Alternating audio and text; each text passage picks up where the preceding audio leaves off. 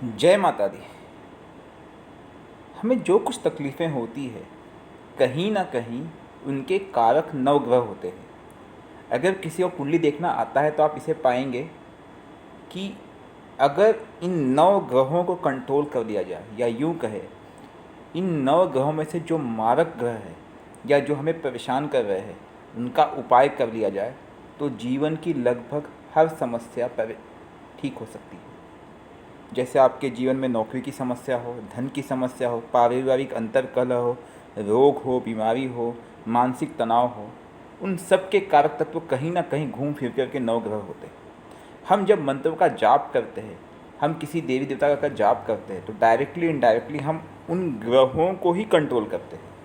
उदाहरण के तौर पे अगर आप माँ काली का जाप करते हैं तो आप कहीं ना कहीं शनि देव या राहु या केतु इनको कंट्रोल करने की कोशिश कर रहे हैं। शनि माँ काली या हनुमान जी का जाप करते हैं। तो ऐसे अगर आप गणेश जी की मंत्रों का जाप करते हैं, ओम गणपते नमः, ओम गणेशाय नमः, तो ये कहीं ना कहीं आप ये समझ लीजिए कि आप किसको आह्वान करें, बुद्ध देव का आह्वान कर रहे हैं। ऐसे ही माँ दुर्गा या अन्य देवी देवताओं के जाप करने पे अन्य ग्रह जैसे कि बृहस्पति हो गए, फिर आपके शुक्र हो गए, हमारे मंत्र इन ग्रहों से जुड़े हुए हैं। उन्हीं तरफ पे एक नौ ग्रह का एक शांति उपाय हम आपको बताने जा रहे हैं।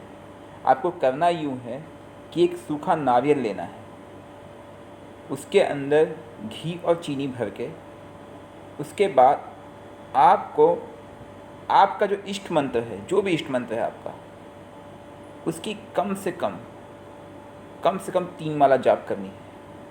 हर माला के बाद उस पर फूंक मारनी है।